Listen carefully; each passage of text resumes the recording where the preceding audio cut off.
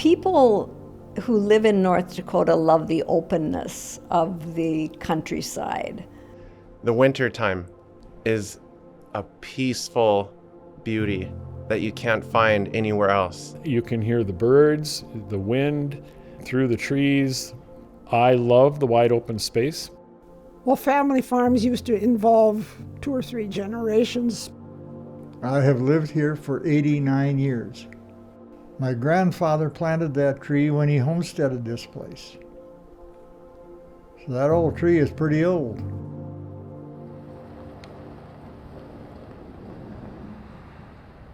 I'm Paul Schauer. I am the pastor of Sunny Lutheran Church in rural Wilton, North Dakota. I have been here for 29 years.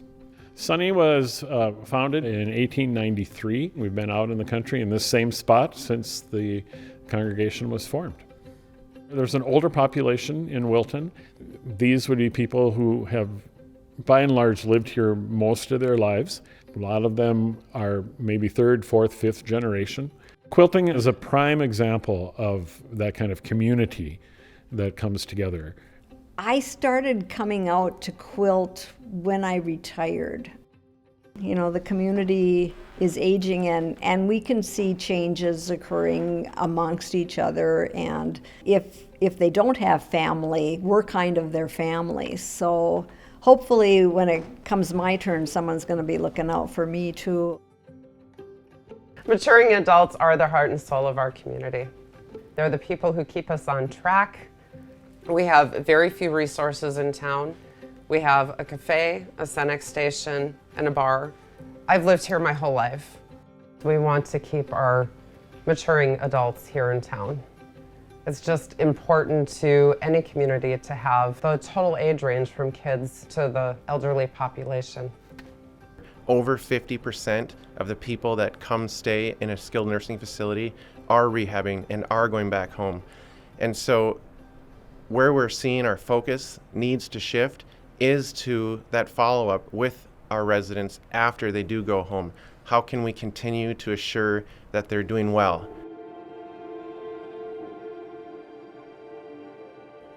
One of the reasons I'm able to visit with people, and one of the reasons I'm in their homes, is because they know me. Hey, I brought you some cookies. Hey. They trust me. They know I care about them. It's all about community and relationship. Barney is a character and a half. He's almost 90 now. He lives out on the farm. It is a symbol of his independence. You are not going to get him off of that farm. I lived on the farm all by myself. Yeah. Well, my wife passed away 2 years ago, and both of my children got families of their own. There's only 9 people of us left in this township where I live. Oh, they sold their farms.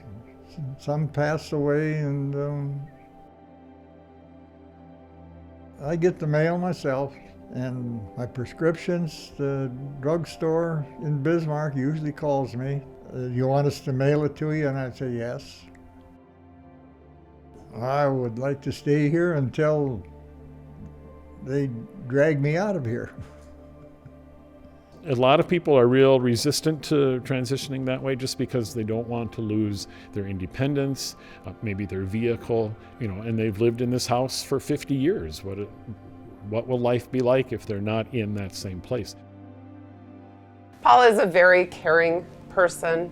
He would give you the shirt off his back. He is always there for people. People call in the middle of the night. He picks up the phone. He will run out the door to help them.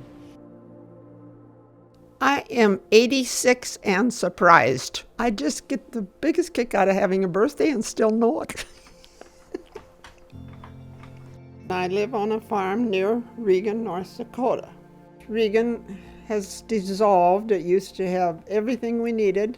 People ask me how come I got so many miles on my car, and I say I drive to Bismarck for a quart of milk. Well, now, one eye is legally blind, okay. So I can't drive at night anymore. So the handwriting on the wall is I won't be able to drive. Then that's probably when I'm going to have to move to town. But this house my husband built, it's plain, but it's strong. I would like to live here all my life. Farm life is part of that independence streak. And to start losing that independence means that you're losing your identity.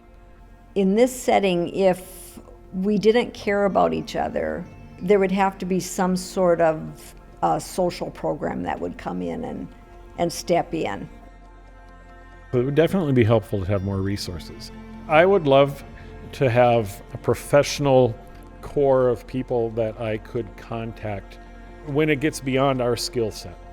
Well, the world, of course, could benefit from more Pastor Pauls, but I know there is more willing and able people that are going to step up. That's also part of the spirit of North Dakota.